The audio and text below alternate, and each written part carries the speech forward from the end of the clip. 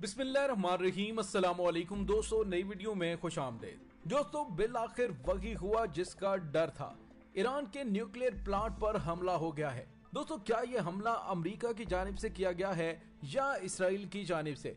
और दोस्तों, ईरानी nuclear plant में इस हमले के बाद ताबकारी की खबरें भी आ रही हैं और ईरान की जानिब से सरकारी बयान भी जारी कर दिया गया है। हालात किस जानिब बढ़ रहे हैं? दोस्तों, क्या ईरान और इसराइल के दरमियान एक बड़ी जंग शुरू होने वाली है? वीडियो की तफसील में जाने से पहले आप देख रहे हैं हकीकत की दुनिया डॉक्टर अली के साथ। हमारा चैनल सब्सक्राइब करके घंटी के निशान को दबाना मत भूलिएगा। इस वीडियो को ज्यादा से ज्यादा फेसबुक, व्हाट्सएप और सोशल मीडिया पर शेयर जरूर करें। शेयर और लाइक करने के साथ साथ कमेंट बॉक्स में पाक फौज जिंदाबाद, पाकिस्तान पाइंदाबाद और पाकिस्तान के गुमनाम हीरोज को सलाम का नारा कमेंट जरूर कीजिएगा। दोस्तों, खलीज फारस में इराक के खिलाफ जंग करने और निहत्ते अवाम को निशाना बनाने और वहां तबाही मचाने के बाद अब अमेरिका, इसराइल और उसके हवारी ममालिक ईरान को निशाना बनाने की मुहिम शुरू किए हुए हैं। ईरान पर आए रोज इल्जामात आयद किए जा रहे हैं कि वो न्यूक्लियर हथियार तैयार करने के अमल में मसरूफ है और अमेरिका और इसराइल के और दीगर हवारी ममालिक नहीं चाहते कि इस्लामी मुल्क की शनाख्त के साथ ईरान एक न्यूक्लियर ताकत बन जाए। दोस्तों, ईरान इस इल्जाम की मुसलसल तरदीद करता रहा है कि वो न्यूक्लियर हथियार तैयार कर रहा है। ईरान का कहना है कि वो अपना न्यूक्लियर प्रोग्राम पुरअमन मकासद के लिए जारी रखना चाहता है और वो न्यूक्लियर सरगर्मियां तवानाई के शोबे में फरोग देना चाहता है ताकि उसकी दाखिली जरूरियात की तकमील मुकम्मल हो सके। लेकिन दोस्तों, अमेरिका और इसराइल ईरान की इस बात को कबूल करने के लिए कतई तैयार नहीं है। वो चाहते हैं कि किसी न किसी तरह ईरान का मसला अक़वाम मुत्तहिदा में सलामती कौंसिल से रुजू हो और वहाँ अपने असर रसूख को इस्तेमाल करते हुए राय दही करवाई जाए और ईरान के खिलाफ फौजी कार्रवाई की राह हमवार की जा सके। दोस्तों, खलीज में अमेरिका के हवारी यहूदी मुल्क इसराइल ने इंटेलिजेंस की इत्तला की वजूहात पर ईरान के खिलाफ फौजी कार्रवाइयों की तैयारियां भी शुरू की और वो चाहता है कि किसी न किसी तरह ईरान के खिलाफ फौजी कार्रवाई की जाए और उसकी न्यूक्लियर सलाहियतों को तल्फ कर दिया जाए। और दोस्तों, गुज़िश्ता कुछ अरसे से ईरान और इसराइल के दरमियान एक दूसरे के बहरी जहाजों पर हमलों की इत्तलात भी सामने आई। इसराइली फौज के सरबराह ने इसराइली फौज को तैयार रहने का हुक्म भी दिया कि वो ईरान के खिलाफ फौजी कार्रवाई का मंसूबा तैयार कर चुका है। इसराइल चाहता है कि ईरान के खिलाफ जल्द से जल्द कार्रवाई करके उसके एटमी प्रोग्राम को सबूताज किया जाए। ऐसा न हो कि ईरान यूरेनियम की इतनी मिकदार की अफसुदगी मुकम्मल कर ले कि आइंदा चंद महीनों में वो न्यूक्लियर हथियार तैयार करने में कामयाब हो जाए।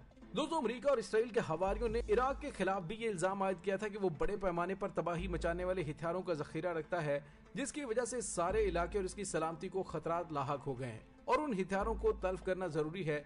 जोहरी तवानाई के बैनुल-अक़वामी इदारे ने भी वहाँ कई मुआयने किए और उस मुआयनाकारों और इंस्पेक्टरों ने कई साइट्स का दौरा करने के बाद ये राय दी कि इराक बड़े पैमाने पर तबाही मचाने वाले हथियार नहीं रखता। लेकिन अमेरिका ने बैनुल-अक़वामी इदारे की राय को पसे पुश डालते हुए अपनी इंटेलिजेंस इत्तलात का इयादा पेश किया और बिल आखिर इराक पर हमला किया, वहाँ तबाही फैलाते हुए वहाँ काबिज होने में कामयाब हुआ। और इराक जंग के काफी अरसा गुजरने के बाद ये बात सामने आई कि अमेरिकी इंटेलिजेंस इदारों की राय बिल्कुल मफरूजात पर मबनी थी और इराक के पास बड़े पैमाने पर तबाही फैलाने वाले हथियार कतई तौर पर मौजूद नहीं थे। दोस्तों, गुज़िश्ता रोज भी इसराइल की तरफ से इल्जाम लगाया गया कि ईरान जोहरी मिसाइल का तजर्बा करने वाला है। दोस्तों, इसराइली अखबार की रिपोर्ट में कहा गया कि ईरान बहुत जल्द एक ऐसे खतरनाक जोहरी मिसाइल का तजर्बा करने वाला है जिसकी लपेट में बहुत से ममालिक आ सकते हैं।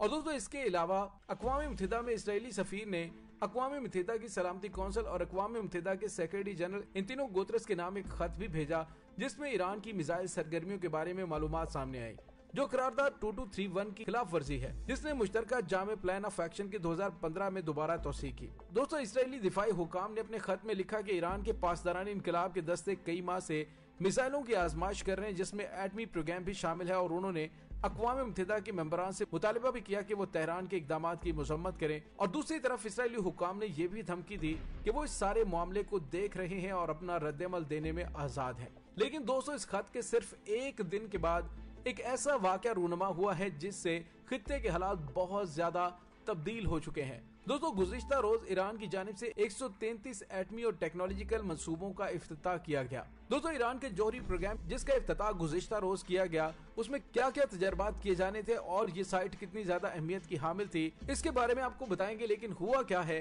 कि ईरान के नातांज के जौहरी प्लांट के अंदर जदीद सेंट्रीफ्यूजेस के काम शुरू करने के सिर्फ चंद ही घंटों के बाद एक जोरदार धमाका हुआ है और दोस्तों इन धमाकों के बाद बिजली का निजाम मुकम्मल तौर पर मुअत्तल हो गया और दोस्तों खदशा ये जाहिर किया जा रहा है कि इसराइल या अमेरिका की जानिब से ईरान के जौहरी प्रोग्राम पर साइबर हमला किया गया है। दोस्तों ईरान के सरकारी टीवी ने ईरान के सिविलियन जौहरी प्रोग्राम के तर्जुमान बेरोज कमालवंदी के हवाले से इस वाक़े का ऐलान किया है। दोस्तों ईरान के सरकारी जराये का कहना है खुशकिस्मती से इस वाक़े से कोई जानी नुकसान नहीं हुआ और न ही जौहरी ताबकारी की तफसीलात सामने आई हैं। लेकिन दोस्तों आलमी मीडिया में कहा जा रहा है कि जौहरी ताबकारी का इखराज हो रहा है जो कि खतरनाक है, यानी ईरान के खिलाफ प्रोपेगेंडा किया जा रहा है कि ईरान के नतंज के जौहरी प्लांट में होने वाले धमाके के बाद ताबकारी का इखराज हो रहा है। ईरानी गलत बयानी कर रहे हैं। दोस्तों इस प्रोपेगेंडे का मतलब यह है कि आलमी इदारे इस बात का नोटिस लें कि ईरान का जौहरी प्रोग्राम महफूज नहीं है। दोस्तों यहाँ पे आपको ये बताते चलें कि नतन की इन तंसीबात में इससे कबल स्टिक्स नेट कंप्यूटर वायरस के जरिए हमला किया गया था।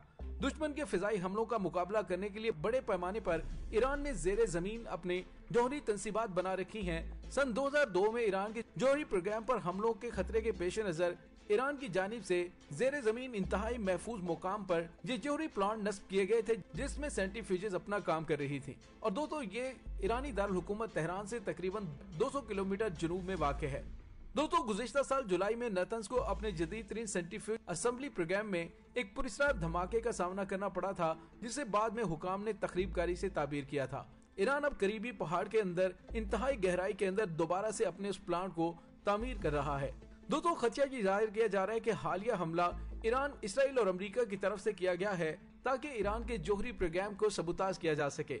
दोस्तों इस वक्त आलमी ताकतें ईरान के साथ 2015 के जौहरी मुआहदे की बहाली के हवाले से बातचीत कर रहे हैं, लेकिन ऐसे में ईरान के इंतहाई जदीद तरीन जौहरी प्लांट पर हमला इस बात की तरफ इशारा कर रहा है कि इसराइल किसी भी हद तक जाने के लिए तैयार है, क्योंकि उसे पता है कि अगर ईरान की जानिब से एटमी हथियार बना लिए गए तो फिर इसराइल का सफाए हस्ती से मिटना लाजमी हो जाएगा। दोस्तों यहाँ पे आपको ये बताते चले कि गुज़िश्ता रोज ईरानी सदर ने ईरान की जौहरी तवानाई के मंसूबे इराक में पैदावारी यूनिट के दूसरे फेज की डिजाइनिंग का इफ्तिताह किया था और तंसीब Iraq radiation emergency unit for burning accident का आगाज नतंज में यूरेनियम की अफसुदगी के 6 टेक्नोलॉजिकल मंसूबे 5 और 10 किलोवाट के फाइबर लेजर डिस्क की डिजाइनिंग, साख्त और तंसीब और ईरान में क्वांटम टेक्नोलॉजी मरकज का कयाम है। दोस्तों ईरान ब्लड ट्रांसफ्यूजन के जरिए लाजमी सेंट्रीफ्यूज मशीनों की तैयारी, नौमौलूद बच्चों की स्क्रीनिंग किट्स में इस्तेमाल होने वाली 110 बायोमोलिकुलर आइसोटोप्स तैयार करने की टेक्नोलॉजी, हेक्साफ्लोराइड की अफसुदगी की सतह जांचने वाली नीम सनती डिवाइस की तैयारी और 4 मुख्तलिफ किस्म की रेडियो मेडिसिन एस्पेन टेस्ट मशीन की डिजाइनिंग और साख्त, IR9S और IR9B सेंट्रीफ्यूज मशीनों के तजर्बाती नमूनों की तैयारी और 3D metal laser print system की तैयारी शामिल थी। लेकिन दोस्तों इस प्लांट के शुरू होने से चंद ही घंटे के बाद ये हादसा पेश आ गया और इस हादसे के बाद खित्ते के अंदर हालात काफी ज्यादा खराब हो गए हैं। दोस्तों मौजूदा हालात में अमेरिका और उसके हलीफ ममालिक को लगाम देना जरूरी है, वरना यकीनन अमेरिका अपनी रेशा दवानियों के जरिए ईरान के खिलाफ भी फौजी कार्रवाई का प्लेटफॉर्म तैयार करने से गुरेज नहीं करेगा।